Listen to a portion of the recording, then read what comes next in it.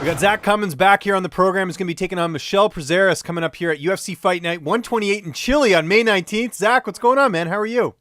I'm good, man. Just had a hard day of sparring, and now just trying to get out and enjoy this nice weather and hang out with some family and just kind of ready to go. Good stuff. Where are you right now? It sounds like a coffee shop or restaurant or something like that. Yeah, I'm actually at a little breakfast shop with my wife and baby, and just trying to get a little food in before we go do some garage sailing, you know.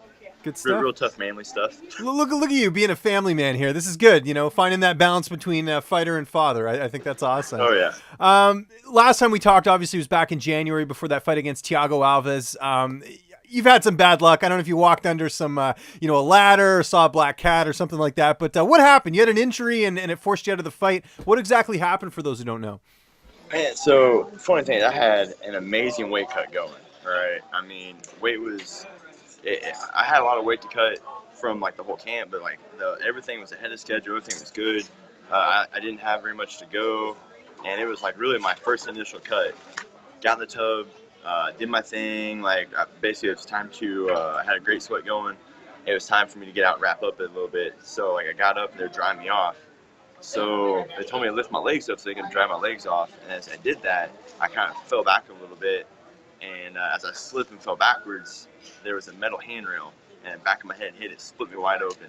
So then I fell in the tub, blood everywhere. It was just, it was back of my head. I thought I could still fight, but it was gashed pretty good. And they were like, nah, we can't do that. And with the stitches, they wouldn't let me do it. But I was still willing to continue to cut weight. I mean, I was probably a pound or two away at that point. Oh, really? And, okay. Yeah, Wow. I mean, it was.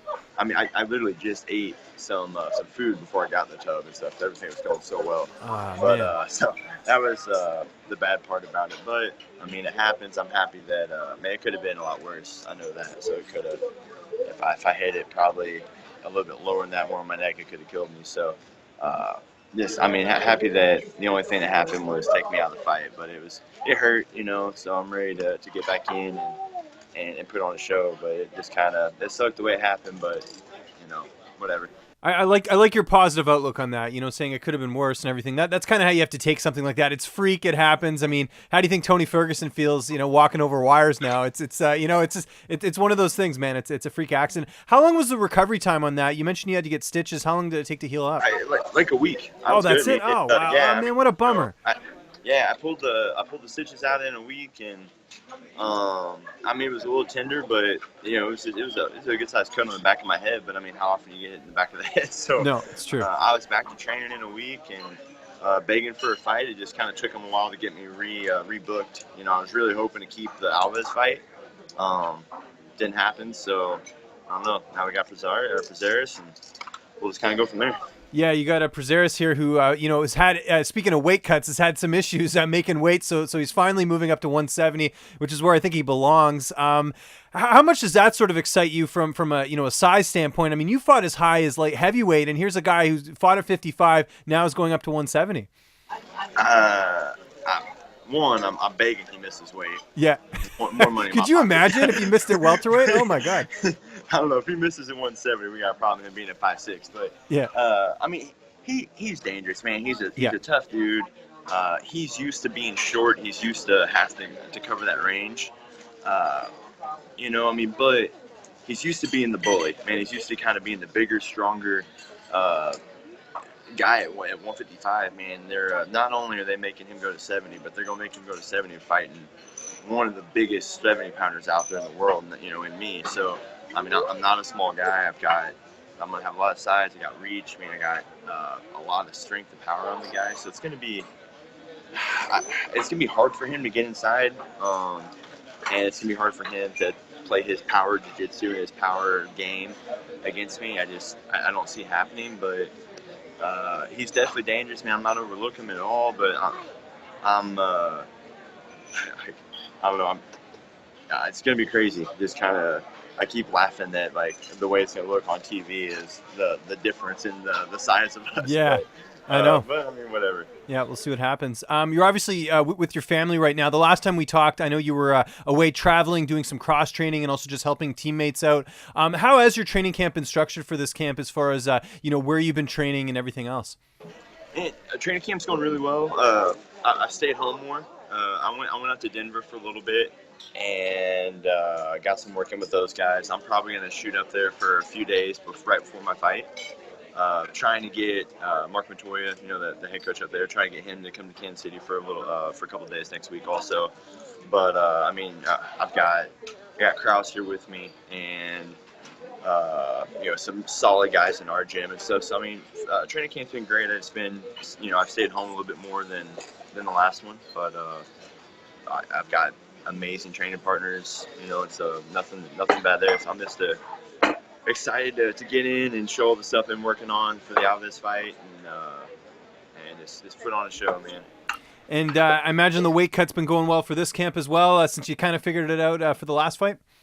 Yeah, I after what happened with the last weight cut, I didn't really feel like I deserved to kind of like go and splurge a little bit. So I've kept my weight pretty low this whole time and stuff. So I've been under like 200 or a little bit lower the whole time stuff since that fight camp, or since that little mishap. So for me, that's amazing.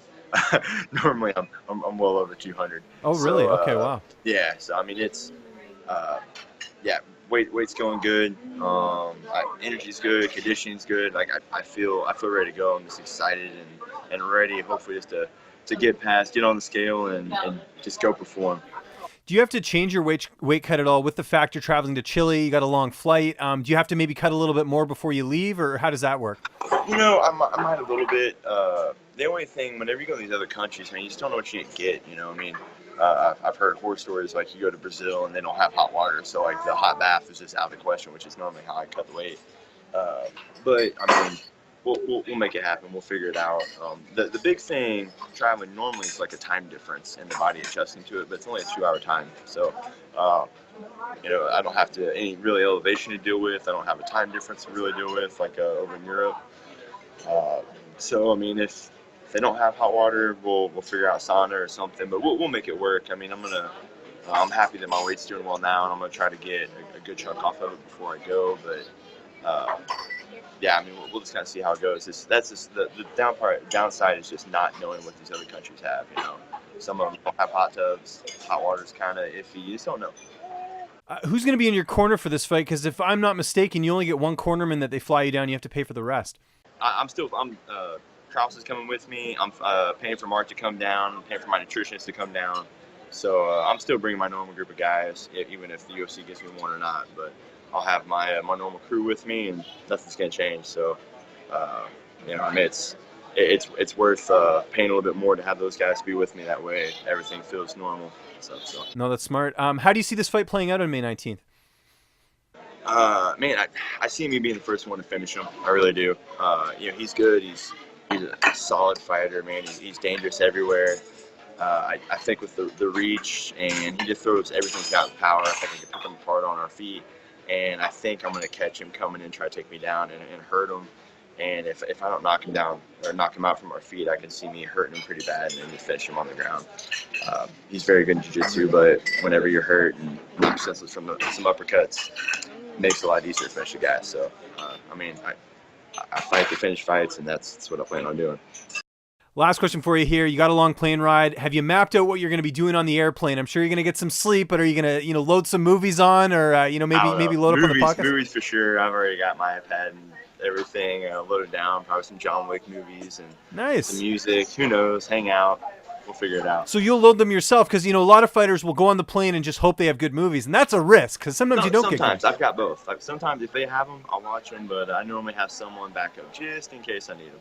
Good stuff. Well, I'll let you enjoy your breakfast this morning with your family, man. I appreciate the time, Zach. Just remind people where they can get a hold of you on social media, and if you got any sponsors or shout-outs, the floor is yours, man. Man, at Zak Cummings on pretty much everything. Instagram, Twitter. I got my Facebook page and stuff, so just follow me, shoot me a message, guys. I try my best to get back and message everybody back and answer questions and stuff, so trying to put a little more content out there, some videos and stuff, so look out for that stuff. But follow me and check out on May 19th for a hopefully exciting knockout. What's up, fight fans? If you like this video, be sure to subscribe to see even more interviews with your favorite UFC and Bellator fighters. We've also got coverage at events, including post-fight press conferences and media scrums. And if you like this video, check out the video to my right. It's worth your time.